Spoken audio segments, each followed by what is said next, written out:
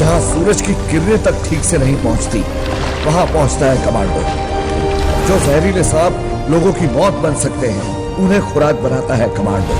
जहां आप जैसे लोग पूरी फौज लेके भी जाने से डरते हैं, वैसे इलाके देश को वापस छुड़ा के देता है कमांडो। 1000 के बराबर नहीं, 10,000 के बराबर होता है कमांडो, क्योंकि 10,000 लोगों में से एक कमांडो बनता है, सिर्फ एक। दोस्तों, किसी भी देश की सेना उस देश की सुरक्षा के लिए महत्वपूर्ण मानी जाती है। यानी कोई भी देश अपनी सेना की ताकत के हिसाब से ही दुनिया में एक अलग रुतबा हासिल करता है, और इसके लिए सभी देश अपनी सेना के जवानों को एक आम आदमी से फौलाद बनाने के लिए कड़ी से कड़ी ट्रेनिंग देते हैं। दोस्तों, आज मैं आपको बताऊंगा ऐसी ही ट्रेनिंग के बारे में, जिसे देखने के बाद आपकी रूह कांप जाएगी। और एक बात दोस्तों, इस वीडियो में मैं आपको पाकिस्तान की फोर्सेस की ट्रेनिंग के बारे में भी बताऊंगा, जिसे देखे बिना आप वीडियो को स्किप मत करना, क्योंकि भले ही पाकिस्तान की सेना को बार बार हिंदुस्तान की सेना ने मात दी हो, लेकिन पाक की सेना के जवानों को भी एक कठिन ट्रेनिंग के दौर से गुजरना पड़ता है। तो दोस्तों, चलिए अब बिना देर किए आज का ये वीडियो शुरू करते हैं। 36 hours stress training camp para commando. दोस्तों, आपको बता दूं कि पैरा कमांडो का कोई स्पेशल रिक्रूटमेंट नहीं किया जाता, बल्कि इसका चयन सेना के विभिन्न रेजिमेंट में से किया जाता है। इसके बाद इन जवानों को आगे की परीक्षण के लिए पैरा कमांडो के ट्रेनिंग कैंप भेज दिया जाता है, जहां इन जवानों को 3 से 6 महीनों की बेसिक ट्रेनिंग के बाद लास्ट में 36 आवर का स्ट्रेस ट्रेनिंग करना होता है, जो बड़ा ही भयानक होता है। जो जवान इस 36 घंटे की ट्रेनिंग को सफलतापूर्वक पूरा कर लेते हैं, उन्हें ही सर पर पैरा कमांडो की पहचान मरून कैप पहनने का मौका मिलता है। 36 घंटे के स्ट्रेस फेज की शुरुआत रात के समय होती है। रात को जब ये जवान बस नींद के आगोश में जाने ही वाले होते हैं, तभी ट्रेनिंग टीम्स उन्हें लाइन में खड़ा होने का ऑर्डर देती है, जबकि इन लोगों को पिछले एक हफ्ते से 1 या 2 घंटे की नींद ही नसीब हुई होती है। इसमें जवानों को तब तक बार बार रूटीन एक्सरसाइज करना होता है जब तक इनमें से कोई एक हार ना मान ले। फिर इन जवानों को 30 किलो के बैटल लोड्स के साथ अगले 2 घंटों तक खड़ी पहाड़ी पर चढ़ाई करनी होती है। ये पैदल मार्च 10 किलोमीटर लंबी होती है, जिसे 2 घंटे में पूरा करना होता है। फिर इन्हें अपने दोस्त को अपने कंधे पर बिठाकर चलना होता है, जो सबसे जरूरी है, क्योंकि पैरा कमांडो का ये मानना है कि आप किसी भी परिस्थितियों में अपने साथी को दुश्मन के बीच नहीं छोड़ सकते। लेकिन दोस्तों, जिन लोगों को लगता है कि ये बड़ा ही भयानक है, तो मैं आपको बता दूं कि अभी आपको बहुत कुछ देखना बाकी है। इसके बाद इन जवानों को 1.18 किलोमीटर सर्किट के 3 राउंड लगाने होते हैं, जिसमें हर एक राउंड में वजन को बढ़ा दिया जाता है।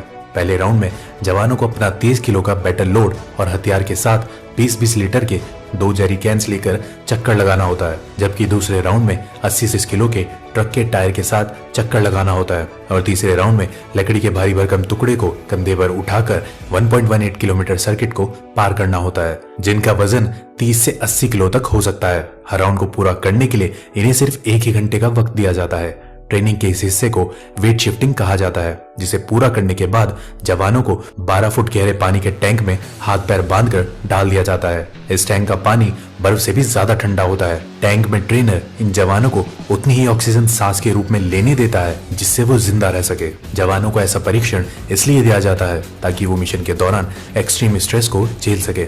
इस परीक्षण में असफल होने वाले जवानों का मरून कैप पहनने का सपना टूट जाता है। इस ट्रेनिंग के पूरा होते होते 14 घंटे का समय बीत चुका होता है, जिसके बाद इन्हें गटर के पानी की तरह दिखने वाले वाटर पीने को दिया जाता है, जो रियल में एक जूस होता है जिसमें डिहाइड्रेटेड सोल्यूशन मिला होता है। इन सारे शारीरिक ट्रेनिंग के पूरा होने के बाद इनकी ऑपरेशनल टेक्निक्स और ऑब्जर्वेशन स्किल्स की जांच की जाती है, जो बहुत ही दबाव से भरा होता है। इस दौरान उन्हें उन चीजों के बारे में लिखना होता है जो उन्हें इस ट्रेनिंग के दौरान अब तक देखा है। इसे पूरा करने के बाद फिर इन जवानों का मेडिकल टेस्ट किया जाता है, जिसमें सफल होने वाले जवानों को आगे और 10 किलोमीटर लंबे पैदल मार्च के लिए भेज दिया जाता है।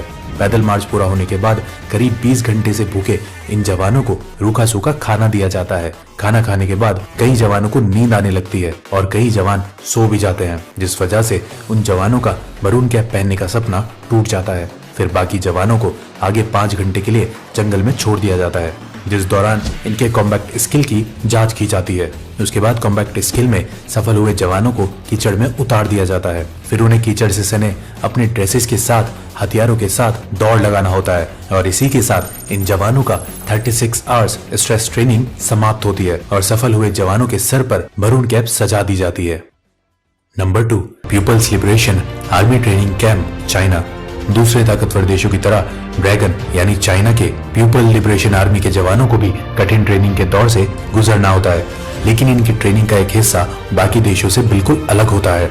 चीन के सैनिकों को ट्रेनिंग के दौरान जिंदगी और मौत का खेल खेलना पड़ता है।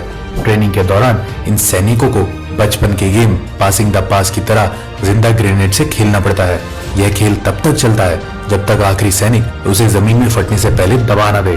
तो दोस्तों, क्या कहते हैं इस पागलपन के बारे में?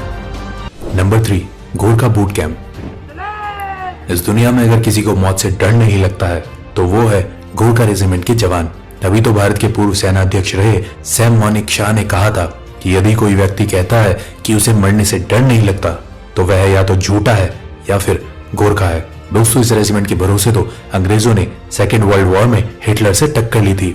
अपनी मिट्टी के लिए पलक झपकते ही जान कुर्बान करने को तैयार गोरखा जवानों की भर्ती के लिए हर साल बूट कैंप का आयोजन किया जाता है, जिसमें 10,000 से ज्यादा युवा शामिल होते हैं। और फिर इन हजारों युवाओं में से कुछ 100 जवानों को कई टेस्ट के बाद आगे की ट्रेनिंग के लिए चुना जाता है। ऐसा नहीं है कि जो युवा बूट कैंप में चुन लिए गए वो गोरखा रेजिमेंट का हिस्सा बन चुके हैं। बूट कैंप में चुने गए युवाओं को इसके बाद भी कई तरह के टेस्ट से होकर गुजरना होता है।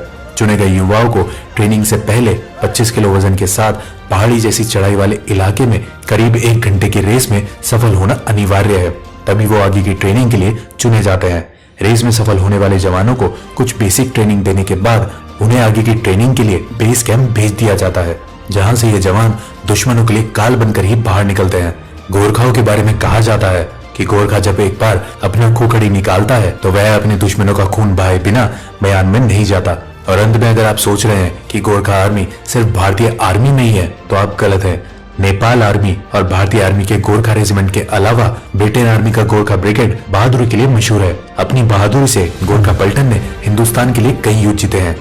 Number 4, Vietnam special forces training camp.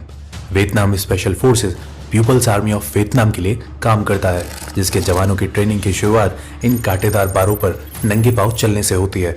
फिर इन जवानों को एक एक कर इन नुकीले बारों पर लिटा दिया जाता है, जिसके ऊपर से बाकी के जवान चलकर उसे पार करते हैं। इस तरह की ट्रेनिंग पूरी होने के बाद इन जवानों को शारीरिक रूप से मजबूत बनाया जाता है, जिसमें इन जवानों के हाथ, पैर, सर और कंधों पर पत्थर रखकर उसे हथौड़े से तोड़ा जाता है। इसके बाद इन जवानों को नुकीले कील पर नंगे पीठ के बल लिटा दिया जाता है। फिर उनकी चेस्ट पर एक बड़ा सा पत्थर रखकर उसे हथौड़े से तोड़ा जाता है। इस ट्रेनिंग के दौरान कई सैनिकों के बैक साइड लहूलुहान भी हो जाते हैं, लेकिन ये उफ तक नहीं करते।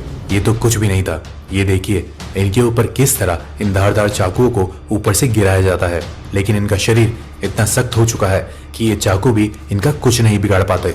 जबकि ये चाकू इतने तेज होते हैं कि किसी भी चीज का एक ही बार में 2 टुकड़े कर दे। फिर इन जवानों को ट्रेनिंग के दौरान नंगे पांव शीशों के टुकड़े पर भारी वजन के साथ चलाया जाता है।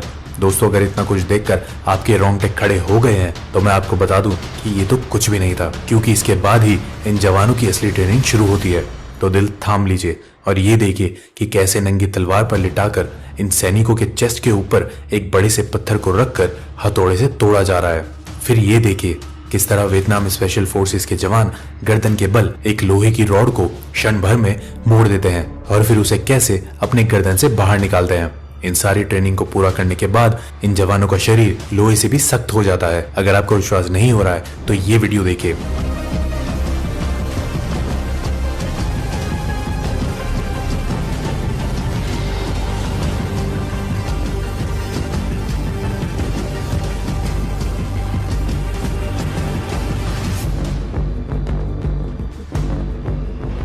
क्यों, अब यकीन हुआ?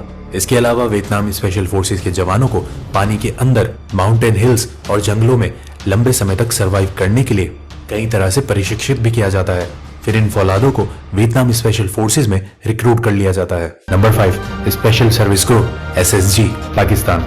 वैसे तो पाकिस्तान युद्ध क्षेत्र में हर बार भारत के हाथों पिटता ही रहा है, लेकिन आज हम बात करने वाले हैं पाकिस्तान के स्पेशल सर्विसेज ग्रुप यानी SSG की। जो पाकिस्तान की स्पेशल फोर्स है। दुनिया के बाकी देशों की स्पेशल फोर्स की ट्रेनिंग की तरह ही एसएसजी के जवानों को भी कठिन ट्रेनिंग करनी पड़ती है। ट्रेनिंग की शुरुआत 12 घंटों में 36 मील और 50 मिनट में 5 मील की दौड़ के साथ होती है। फिर इन्हें कई तरह के हथियारों को चलाने की ट्रेनिंग दी जाती है। जब एसएसजी के जवान हथियार चलाने में निपुण हो जाते हैं तो फिर इन्हें जंगलों, पहाड़ों और पानी के अंदर सरवाइव करने की ट्रेनिंग दी जाती है। इन ट्रेनिंग के दौरान इन जवानों को कई दिनों तक भूखा भी रखा जाता है। दोस्तों, अगर आप सोच रहे हैं कि गरीबी के कारण पाकिस्तान के इन जवानों को भूखा रखा जाता है तो ऐसा नहीं है, बल्कि ये इनकी ट्रेनिंग का हिस्सा होता है ताकि जरूरत पड़ने पर ये भूखे पेट भी अपने दुश्मनों का सामना कर सके। तो दोस्तों, अब तो आप समझ ही गए होंगे कि क्यों देश की सुरक्षा में लगे जवानों का हौसला इतना बुलंद होता है। और अगर हमारी ये वीडियो पसंद आई हो तो ज्यादा से ज्यादा लाइक और शेयर करें। साथ ही अगर अभी तक आपने हमारे चैनल को सब्सक्राइब नहीं किया है तो उसे अभी सब्सक्राइब कर लें। आज की वीडियो में बस इतना ही। अब हमें इजाजत दीजिए। आपका बहुत बहुत शुक्रिया।